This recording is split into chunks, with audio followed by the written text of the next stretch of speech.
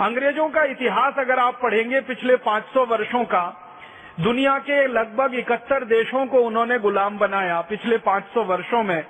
Australia उनका गुलाम हुआ, New Zealand उनका गुलाम हुआ, सिंगापुर उनका गुलाम हुआ, हांगकांग, ताइवान को अंग्रेजों ने गुलाम बनाया। भारत के पड़ोसी बहुत सारे देश, इंडोनेशिया, मलेशिया अंग्रेजों की गुलामी में गए। चीन भी गुलाम रहा काफी दिनों तक अंग्रेजों का। जापान को अंग्रेजों ने गुलाम बनाया। दुनिया के ऐसे 71 देशों में, अमेरिका, कनाडा भी अंग्रेजों के गुलाम रहे। ऐसे 71 देशों में जहां जहां अंग्रेजों ने अपना साम्राज्य स्थापित किया था, उन सभी देशों को छोड़ने से पहले अंग्रेजों ने उनका बंटवारा किया था। अफ्रीका का इतिहास अगर आप पढ़ेंगे तो अफ्रीका में अंग्रेजों ने 450 वर्षों की गुलामी लाई थी, या 450 वर्षों तक अफ्रीका में अंग्रेजों का साम्राज्य चला था। और अफ्रीका के एक एक देश को सीधी सरल रेखा में उन्होंने बांट दिया। अगर आप थोड़ा सा विश्व के मानचित्र का अध्ययन करेंगे तो अफ्रीका का नक्शा अगर आप देखेंगे तो अफ्रीका के जो देश हैं, जैसे नाइजीरिया है, जैसे सोमालिया है, जैसे इथियोपिया है, जैसे जिम्बाब्वे है, ऐसे अफ्रीका के छोटे बड़े देशों को आप देखेंगे नक्शे में तो सभी देशों की सीमा रेखाएं एक सरल रेखा है, स्ट्रेट लाइन है। कोई देश चौकोर है, कोई तिकोना है, कोई पंचकोणीय है, कोई षटकोणीय है। इस तरह से देशों को काटा है।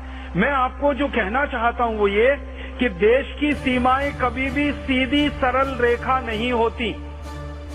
देश की सीमाएं टेढ़ी मेढ़ी रेखा होती हैं। भारत की सीमा को देखो, अंग्रेज तो भारत को खंड खंड तोड़ना चाहते थे। वो तो भारत देश के ऊपर भगवान की कृपा हुई कि सरदार वल्लभ भाई पटेल जैसा लौह पुरुष हमको भेज दिया उसी समय में, और उनकी दूरदृष्टि थी। उन्होंने अंग्रेजों की चाल को कामयाब नहीं होने दिया, वरना अंग्रेज तो भारत के 565 टुकड़े करना चाहते थे। और भारत को वो ऐसे ही बांटने की योजना लेके आए थे जैसे अफ्रीका को उन्होंने बांटा। तो अफ्रीका के देशों के बारे में आप ध्यान से देखेंगे, सभी देशों की सीमाएं स्ट्रेट लाइन में है, सीधी सरल रेखा है। ऐसे बांटा है अंग्रेजों ने मनमानी से, मनमर्जी से। तो अंग्रेजों की योजना थी, जैसे अफ्रीका में उन्होंने किया कि देश को छोड़ा तो बंटवारा कराया उस देश का, खंड खंड तोड़ा उस पूरे अफ्रीका के लोगों को, वैसे ही उनकी योजना भारत के लिए थी कि भारत को वो छोड़ेंगे तो एक देश नहीं रहने देंगे, उसको खंड खंड तोड़ेंगे। तो उन्होंने क्या किया, भारत में 565 रियासतें हुआ करती थी, उनके राजा हुआ करते थे, उनको भड़काना शुरू किया, उकसाना शुरू किया। और हर एक राजा को अंग्रेज ये कहा करते थे प्रत्यक्ष और परोक्ष रूप से कि आप चाहो तो भारत से अलग हो सकते हो। और ज्यादातर राजा ये कहा करते थे नहीं, हमको तो भारत में विलय होना है, भारत में मिलना है। तो फिर अंग्रेज उनको और चिढ़ाने के लिए कहते थे कि फिर आपकी मर्जी, भविष्य में आपका क्या होगा हम नहीं जानते। तो इस तरह से राजाओं को भड़का के, राजकुमारों को भड़काकर उनकी योजना थी कि वो भारत को 565 टुकड़ों में तोड़ें। लेकिन उनकी ये योजना कामयाब नहीं हो पाई, क्योंकि उनकी योजना को नाकामयाब करने के लिए सरदार वल्लभ भाई पटेल ने रात दिन एक कर दिया था और जी जान लगा दिया था। इसलिए भारत की अधिकांश रियासतें, 3 को छोड़कर, एक रियासत थी जम्मू कश्मीर, एक रियासत थी उसका नाम था जूनागढ़ जो गुजरात में है, समुद्र के किनारे है, और एक रियासत थी हैदराबाद। ये 3 रियासतों को छोड़कर 562 रियासतों ने अंग्रेजों की किसी बात को नहीं माना था और उन्होंने संकल्प लिया था कि भारत की आजादी के साथ हम भारत में ही रहेंगे, भारत में ही विलय होंगे, हमारा भारत से अलग कोई अस्तित्व नहीं है। तो अंग्रेजों की चाल कामयाब नहीं हुई। 562 रियासतों ने भारत में मिलने का फैसला किया था और वो विलय हो गए। 3 रियासतें अंग्रेजों की चाल में फंसी थी, जम्मू कश्मीर फंसा, हैदराबाद फंसा और जूनागढ़ फंसा। इन 3 रियासतों को अंग्रेजों ने भड़का रखा था कि आप भारत में मिलोगे तो कोई फायदा नहीं है, आप भारत से अलग हो जाओ, एक नया राष्ट्र बनाओ। तो जम्मू कश्मीर में ये मांग शुरू हुई थी कि हम भारत से अलग एक नया राष्ट्र बनाएंगे। इसी तरह जूनागढ़ का जो राजा था वो मुसलमान था, उसने ये कहना शुरू किया था कि हम तो पाकिस्तान में जाके मिलेंगे। और हैदराबाद का जो निजाम था वो भी ऐसी बातें करता था, वो कहता था या तो मैं स्वतंत्र हूं, नहीं तो मैं पाकिस्तान में जाऊं, भारत में तो नहीं मिलूंगा। लेकिन सरदार पटेल की होशियारी ने और सरदार पटेल की बुद्धिमत्ता ने इन तीनों राज्यों को थोड़े समय के बाद फिर से भारत में मिला लिया था। अंग्रेजों का शासन खत्म होने के बाद ये तीनों रियासतें भारत में आकर मिली। ये एक कहानी है जो अंग्रेजों की समझ, माने हमारी समझ अंग्रेजों के बारे में बनाने के लिए, जानने के लिए आवश्यकता है। दूसरी एक कहानी कि जब अंग्रेजों को ये समझ में आने लगा कि ज्यादातर भारत की रियासतें अलग नहीं हो रही हैं, वो सब भारत में ही मिलने को तैयार हैं, तब उन्होंने जिन्ना को अपनी मोहरा बनाकर, अपनी गुट्टी बनाकर खेलना शुरू किया। जिन्ना को अंग्रेजों ने एक प्यादे की तरह से इस्तेमाल किया। शतरंज का जो खेल होता है ना, उसमें कुछ प्यादे होते हैं, वैसे ही जिन्ना अंग्रेजों का प्यादा बना। और जिन्ना के पीछे अंग्रेज तब से लगे हुए थे जब मोहम्मद अली जिन्ना लंदन में वकालत पढ़ने के लिए गया था। बैरिस्टर हुआ था वो, लंदन से उसने पढ़ाई की थी, तब से अंग्रेजों ने जिन्ना को देख रखा था। और जब वो भारत लौटा तो सब तरह का सहयोग करके जिन्ना की एक पार्टी खड़ी की जिसका नाम मुस्लिम लीग पड़ा। ये मुस्लिम लीग को बनाने के लिए सारा पैसा अंग्रेजों ने दिया जिन्ना को, और न सिर्फ पैसा दिया बल्कि अंग्रेजों ने अपने अखबारों में मुस्लिम लीग के बारे में चर्चा और बखान करवाना शुरू किया।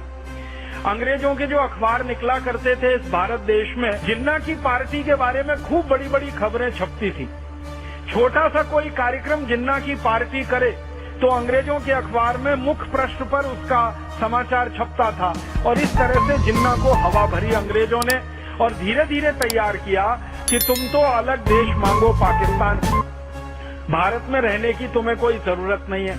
और इस तरह से जिन्ना ने पाकिस्तान की मांग करना शुरू किया। लेकिन भला हो भारत के मुसलमानों का, उन्होंने जिन्ना का समर्थन नहीं किया।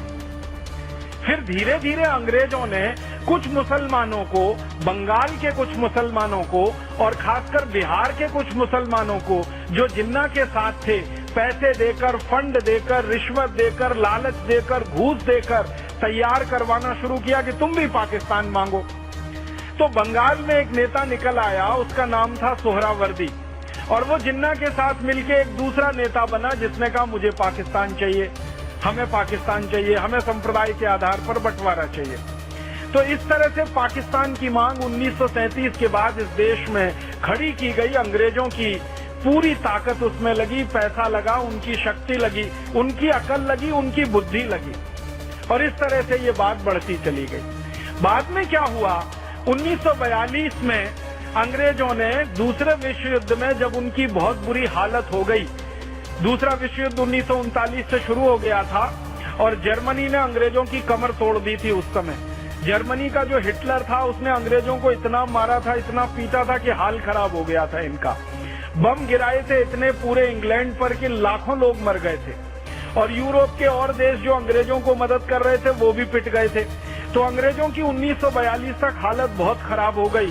तो अंग्रेजों ने परोक्ष रूप से ये कहना शुरू कर दिया कि शायद अब भारत में वो ज्यादा दिन नहीं रह पाएंगे या भारत में ज्यादा शासन नहीं कर पाएंगे। और 1945 में जब दूसरा विश्व युद्ध खत्म हो गया और अंग्रेजों की अर्थव्यवस्था पूरी तरह से ध्वस्त हो गई, तब तो अंग्रेजों ने खुलकर कहना शुरू कर दिया कि अब भारत छोड़कर वो चले जाएंगे। और 1946 में बाकायदा उसकी घोषणा हो गई और 47 में 15 अगस्त को वो चले गए। लेकिन जब 42 से अंग्रेजों का ये मन बन गया कि उनको भारत से चले जाना है, छोड़ देना है, तो उन्होंने भारत के नेताओं से बिना बताए हुए ट्रांसफर ऑफ पावर की बात करना शुरू किया। और उन नेताओं में बहुत महत्वपूर्ण उनके लिए जिन्ना था, और जिन्ना को फिर से उन्होंने यही बात समझाना कि अलग पाकिस्तान ले लो, अलग देश ले लो, तुम प्रधानमंत्री हो जाओगे, तुम ऐसे हो जाओगे, और ये सब चलना हो गया और आगे ये बढ़ता चला गया।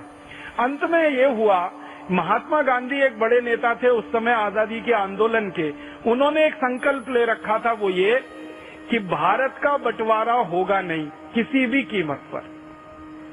और महात्मा गांधी ने पूरे देश में ये ऐलान कर दिया था कि भारत बटेगा नहीं, भारत एक रहेगा, अखंड रहेगा। अगर भारत का बंटवारा कोई करना चाहता है तो उसको दिन में सपने देखना बंद कर देना चाहिए, मैं होने नहीं दूंगा। और एक दिन तो इतनी कठोर बात कही उन्होंने कि भारत का बंटवारा बाद में होगा, पहले मैं मरूंगा। और मेरी लाश पे भारत का बंटवारा होगा। तो गांधी जी ने ये ऐलान कर रखा था। और आपको शायद मालूम है ये बात कि भारत के करोड़ों नागरिक गांधी जी के साथ थे। तो करोड़ों लोग भी गांधी जी के संकल्प के साथ थे, हिंदू हो मुसलमान हो, सब लोग गांधी जी के साथ कहते थे कि हमें भी भारत का बंटवारा नहीं कराना है। तो माउंटबेटन नाम का एक आदमी भेजा गया इंग्लैंड से, और उसको इसलिए भेजा गया कि वो जाकर भारत का बंटवारा कराने में मदद करे। और माउंटबेटन को भारत में अंग्रेजों का आखिरी वॉयसराय माना जाता है, आखिरी गवर्नर जनरल माना जाता है। उसने आके जो गोटियां बिछाई, उसके आधार पर भारत के बंटवारे की पृष्ठभूमि तैयार हुई। उसने क्या किया, जिन्ना को और ज्यादा राजनीतिक महत्वाकांक्षा से प्रेरित करा के एकदम से पक्का खड़ा कर दिया कि हमको तो पाकिस्तान ही चाहिए। तो बातचीत शुरू हुई, और उस बातचीत में जो अंदर के दस्तावेज हैं जो मैं आज आपसे कहना चाहता हूं वो ये कि जिन्ना एक बार महात्मा गांधी से मिलने गया। महात्मा गांधी ने जिन्ना को पूछा, भाई तुमको क्या चाहिए? कि पाकिस्तान चाहिए। क्यों चाहिए? मुझे प्रधानमंत्री होने का, अलग मुसलमानों का देश बनाने का। तो महात्मा गांधी ने कहा कि भारत के मुसलमान तो चाहते नहीं कि अलग पाकिस्तान बने, वो तो तुम्हारे साथ है नहीं। तो जिन्ना ने कहा कि नहीं, मेरे साथ बहुत मुसलमान है। तो गांधी जी ने कहा कि देश में एक जनमत संग्रह करा लो। तो जिन्ना उस बात से पीछे हट गया। फिर गांधी जी ने बड़े प्रेम से समझाते हुए कहा कि तुमको प्रधानमंत्री ही होना है ना, तो भारत के हो जाओ, इसमें क्या बुराई है, लेकिन देश तो एक रहे, देश तो नहीं टूटे। तो जिन्ना तुरंत तैयार हो गया, और गांधी जी को लगा कि इसकी यही कमजोरी है कि ये प्रधानमंत्री होना है इसको। अब जिन्ना ने जब ये मान लिया कि मैं प्रधानमंत्री हो जाऊं, तो उसने कहा फिर भारत नहीं बंटवारा मुझे करना, फिर भारत को नहीं तोड़ना, माने प्रधानमंत्री पद चाहिए। अब जिन्ना के सामने जो व्यक्ति थे प्रधानमंत्री पद के उम्मीदवार, वो थे पंडित जवाहरलाल नेहरू। और उन्होंने एक ऐसी कड़वी बात कह दी जिसमें सारे देश की दिशा बदल गई। मैंने आपसे कहा था, बहुत ध्यान से इस बात को सुनिएगा, कि थोड़े से किसी क्षण विशेष पर हम एक मामूली सी भूल करते हैं और वो देश के लिए पूरा इतिहास बदल देती है। जब नेहरू जी के सामने ये बात आई कि जिन्ना प्रधानमंत्री बनने के लिए बात कर रहा है और वो देश का बंटवारा नहीं चाहता, तो गांधी जी ने संदेशा भिजवा दिया कि ठीक है, जिन्ना को प्रधानमंत्री स्वीकार कर लेने में कोई गलती नहीं है, अगर देश टूटने से बचता है तो इसको प्रधानमंत्री स्वीकार करने में कोई दिक्कत नहीं है। नेहरू जी ने एक बहुत कड़वा वाक्य कहा। परम पूजनीय स्वामी जी हम लोगों को बार बार ये कहते रहते हैं, और मैं इस बात को विशेष रूप से ध्यान से सुनता हूं कि भाषा का प्रमाद नहीं होना चाहिए, बोली में प्रमाद नहीं होना चाहिए, और वो प्रमाद नेहरू जी की बोली में आ गया। नेहरू जी ने पब्लिक एक स्टेटमेंट कर दिया, पूरे देश की जनता के सामने उनका बयान आ गया कि मैं मोहम्मद अली जिन्ना को अपने कैबिनेट के मंत्रिमंडल के चपरासी के रूप में भी नहीं देख सकता। पंडित जवाहरलाल नेहरू ने ये कह दिया कि मैं मोहम्मद अली जिन्ना को अपने मंत्रिमंडल के चपरासी के रूप में भी नहीं देख सकता। माने सीधी सी बात है कि मैं उनको अपने मंत्रिमंडल का चपरासी नहीं बना सकता, प्रधानमंत्री बनाना तो बहुत दूर की बात है। और ये बात जिन्ना के दिल में तीर की तरह से चुभ गई, और जिन्ना ने फिर कहा कि अब तो मैं पाकिस्तान बना के ही रहूंगा, चाहे जो हो जाए। और यही अंग्रेज चाहते थे। अंग्रेजों ने फिर उस मौके को लपक लिया और जिन्ना को थोड़ी और हवा दी और थोड़ा भड़का दिया, और फिर उसने मारकाट शुरू करा दी। एक डायरेक्ट एक्शन प्लान शुरू हुआ था बंगाल में, और जिन्ना के मुस्लिम लीग पार्टी के जो सदस्य हुआ करते थे, उन्होंने तलवारें निकालकर हिंदुओं का कत्लेआम शुरू कर दिया था बंगाल में। और इस बयान के बाद सारी स्थिति और परिस्थिति बदल गई। महात्मा गांधी बहुत कोशिश करते रहे कि किसी तरह से बात बन जाए, लेकिन वो बात नहीं बनी, और जिन्ना उसके बाद फिर माना नहीं और गांधी जी को मिलने भी नहीं आया। फिर उसने कहा कि पंडित जवाहरलाल नेहरू कहते हैं कि मैं उनके मंत्रिमंडल का चपरासी बनने लायक नहीं हूं, तब तो सवाल ही नहीं उठता, अब तो मैं नया देश बना के ही रखूंगा और उसका प्रधानमंत्री बन के दिखाऊंगा। अच्छा, जिन्ना का जो एक डॉक्टर था जो उसका इलाज करता था, उस डॉक्टर ने कोई सूचनाएं लोगों को भिजवाई थी, और कांग्रेस के कई बड़े नेताओं को ये जानकारी दी थी कि ये जिन्ना ज्यादा दिन का मेहमान नहीं है, इसको बोन टीबी हो गई है, ये 2-4-6 महीने जिंदा रहेगा, उसके बाद मर जाएगा। इसको प्रधानमंत्री अगर बनाना है तो बन लेने दो, देश तो एक रहेगा, बंटवारा नहीं होगा। लेकिन किसी ने उस डॉक्टर की बात पे ध्यान नहीं दिया और अंत में फिर वो हुआ। अंग्रेज तो तैयार बैठे थे, तो अंग्रेजों ने अपनी संसद में एक कानून पास कर दिया जिसका नाम था इंडियन इंडिपेंडेंस एक्ट। और इस कानून की परिभाषा में ये तय किया गया कि इस कानून के पास होते ही भारत के 2 हिस्से हो जाएंगे, एक भारत रहेगा, दूसरा पाकिस्तान हो जाएगा।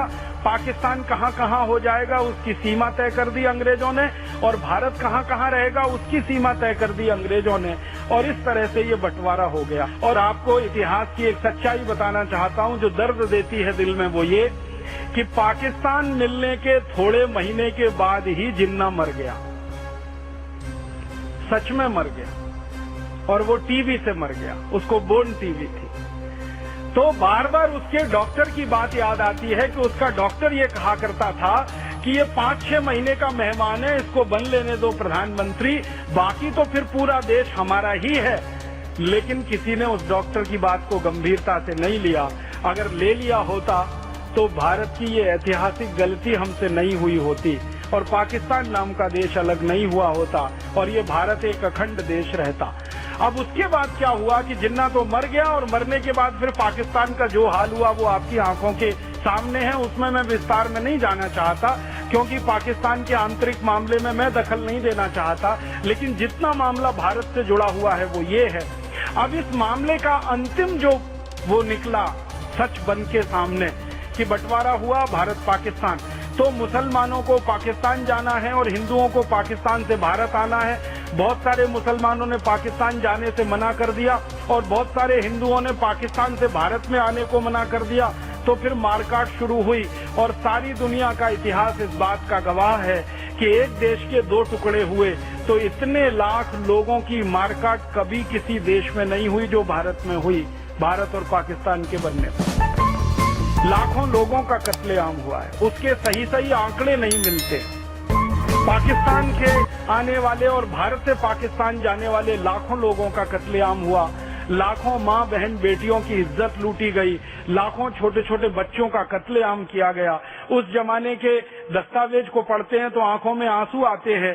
भर भर के गाड़ियों में, ट्रेनों में, बसों में, बैलगाड़ी में, घोड़ा गाड़ी में, खच्चर में लोग ढेर के ढेर इधर से उधर, उधर से इधर जाते थे। किसी को अपना घर छोड़ना पड़े, संपत्ति छोड़नी पड़े, अपनी सभ्यता, अपनी संस्कृति छोड़नी पड़े और उजड़कर दूसरी जगह जाकर रहना पड़े, इसका दर्द वही बता सकता है जिसका उजाड़ हुआ है घर।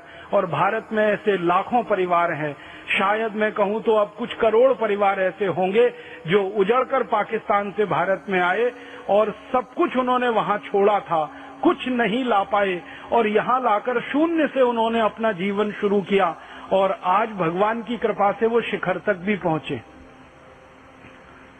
प्रणाम है उनकी मेहनत को, वंदन है उनकी मेहनत को कि पाकिस्तान से उजड़कर आए, कुछ हाथ में नहीं था, अकेले आए। किसी की पत्नी छूट गई वहां पर, किसी का पिता छूट गया, किसी की बेटी छूट गई, किसी की बहन छूट गई, किसी की माँ छूट गई, किसी का कुछ छूटा, किसी का कुछ छूटा और किसी तरह से मारते पीटते भागते भूगते यहाँ आकर उन्होंने कहीं कहीं आशियाने बनाए और आशियाने बनाकर भारत देश को और अपनी इस मातृभूमि को उन्होंने मान लिया कि अब यही हमारी मातृभूमि है, यही कर्म भूमि है और उसकी सेवा में लग गए।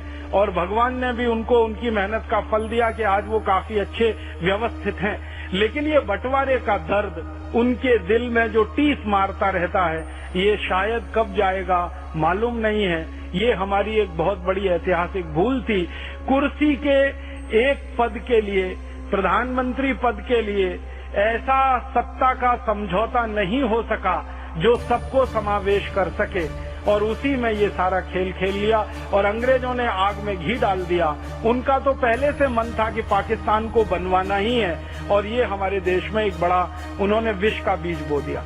अब ये विष का बीज ऐसा हमारे लिए मुश्किल बन गया है, गले की फांस बन गया है, न निगलते बनता है न उगलते बनता है। अब वो जो 3 राज्य भारत में मिलने को तैयार नहीं थे, जम्मू कश्मीर, एक था जूनागढ़ और एक था हैदराबाद, तो तो बंटवारा हो गया, भारत की सरकार भारत में बन गई, पाकिस्तान की सरकार पाकिस्तान में बन गई।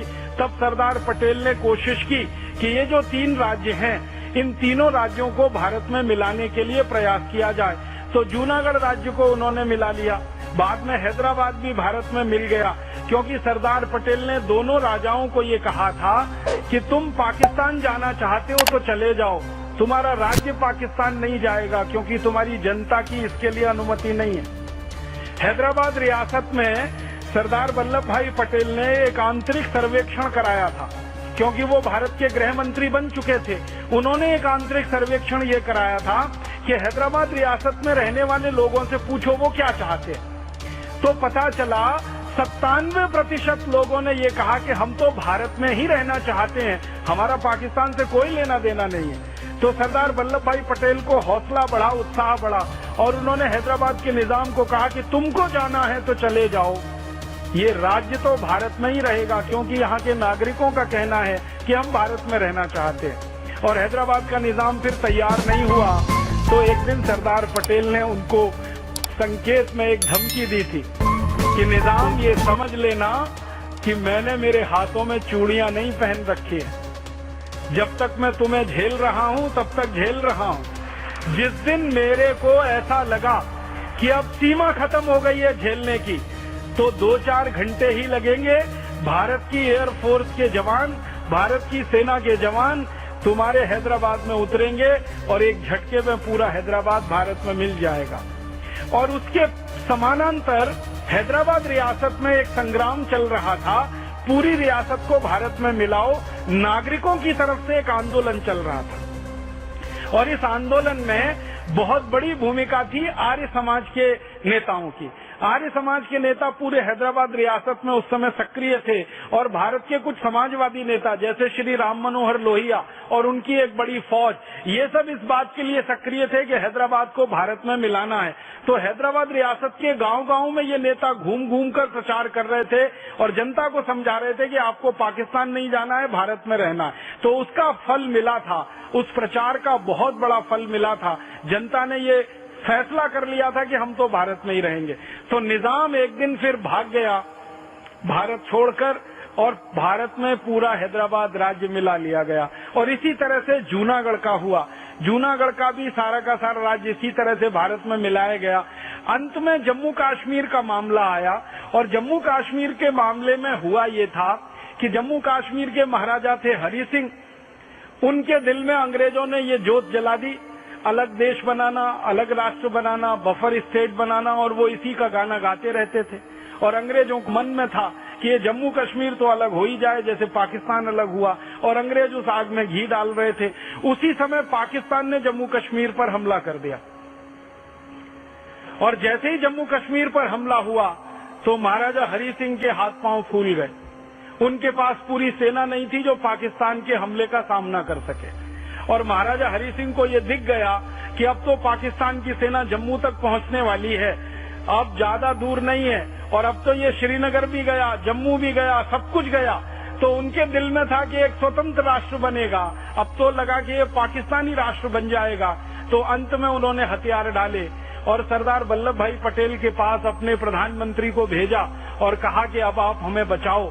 तो सरदार वल्लभ भाई पटेल ने मुस्कुराते हुए कहा कि हम क्यों बचाएं आपको, क्यों बचाएं? जम्मू कश्मीर तो भारत का अंग है नहीं, और आप तो कहते हो कि हम स्वतंत्र देश बनाएंगे, तो अपना स्वतंत्र देश बना लो, हम आपको क्यों बचाएं? तो जो प्रधानमंत्री था महाराजा हरि सिंह का बहुत होशियार, बहुत चतुर व्यक्ति था, उसने कहा कि इस समय बहस करने का समय नहीं है, बाद में हम तय कर लेंगे, लेकिन ये पाकिस्तानियों से तो हमें बचाना है अपने राज्य को। तो सरदार पटेल ने कहा कि मैं मेरी सेना भेज सकता हूं और पाकिस्तानियों को हमारी सेना गाजर मूली की तरह से काट देगी, लेकिन एक शर्त है। तो शर्त क्या है? शर्त यह है कि आप बिना किसी शर्त के भारत में मिलने का फैसला करो और ऐलान करो कि भारत में आपका पूरा राज्य का विलय होगा। उसी कंडीशन पे भारत की सेना आपको बचाने के लिए आएगी, क्योंकि तकनीकी रूप से जब तक आप भारत देश से जुड़ते नहीं है तब तक भारत की सेना आपकी रक्षा क्यों करेगी? क्योंकि भारत की सेना तो भारत की सीमाओं की रक्षा करने के लिए है, और जम्मू कश्मीर चूंकि भारत का अंग नहीं बन पा रहा है और आपने ऐलान कर दिया है कि इसको स्वतंत्र देश बनाना है, तो हम आपकी रक्षा तो नहीं कर पाएंगे। तो प्रधानमंत्री भागा भागा वापस गया महाराजा हरि सिंह के पास और कहा कि सरदार पटेल ने तो ना कह दिया, सेना तो नहीं आएगी। जब तक हम भारत में विलय के दस्तावेजों पे हस्ताक्षर नहीं करते, भारत के साथ विलय के संधि पत्र पर हम हस्ताक्षर नहीं करते, तब तक भारत की सेना नहीं आएगी और हम तो अब मारे जाएंगे। और उस समय पाकिस्तानी सेना श्रीनगर के बिल्कुल नजदीक में थी। हमला करते हुए वो आगे बढ़ रहे थे। कबायली लोग पाकिस्तानी सेना में भरपूर मदद कर रहे थे। तो महाराजा हरि सिंह ने फिर दस्तावेज पर हस्ताक्षर किए। भारत में जम्मू कश्मीर का विलय हुआ और जम्मू कश्मीर भारत का अभिन्न अंग बना। और सरदार पटेल के सामने जब ये दस्तावेज प्रस्तुत हो गए कि महाराजा हरि सिंह ने स्वीकार कर लिया है, तो फिर सरदार पटेल ने आदेश किया कि अब भारत की सेना जम्मू कश्मीर कूच करेगी। तो भारत की वायु सेना ने और थल सेना ने रातों रात 24 घंटे में जम्मू कश्मीर में जो ऑपरेशन चलाया वो दुनिया का सबसे अद्भुत ऑपरेशन था। हजारों सैनिक उतार दिए जम्मू कश्मीर में और उन सैनिकों ने जो पराक्रम दिखाया वो भी दुनिया में अद्भुत था। आप कल्पना कर सकते हैं, श्रीनगर तक पाकिस्तान की सेना पहुंच चुकी हो। आप सोचो कहां तक आ गई सेना। वहां तक पाकिस्तान की सेना पहुंच चुकी हो, तब भारत की सेना ने एंट्री की थी, प्रवेश किया था और प्रवेश करते करते गाजर मूली की तरह से पाकिस्तानियों को काट दिया था। और पाकिस्तानी फिर उल्टे पैर भागे वहां से। और भागते भागते भारत की सेना ने जब उनका पीछा किया तो पाकिस्तानी सीमा तक भारत की सेना पहुंच गई और पाकिस्तानी सीमा का एक बड़ा हिस्सा भारत की सेना के कब्जे में आ गया। और भारत की सेना के कब्जे में आ गया तब भारत के सैनिक इतने उत्साह से भरे हुए थे, इतने जोश से भरे हुए थे कि भारत के प्रधानमंत्री को वो बार बार कह रहे थे कि आप कुछ करना मत, बस थोड़ी मोहलत और दे दो। लाहौर और कराची अब हमारे हाथ में आने वाला है, ये ज्यादा दूर नहीं है।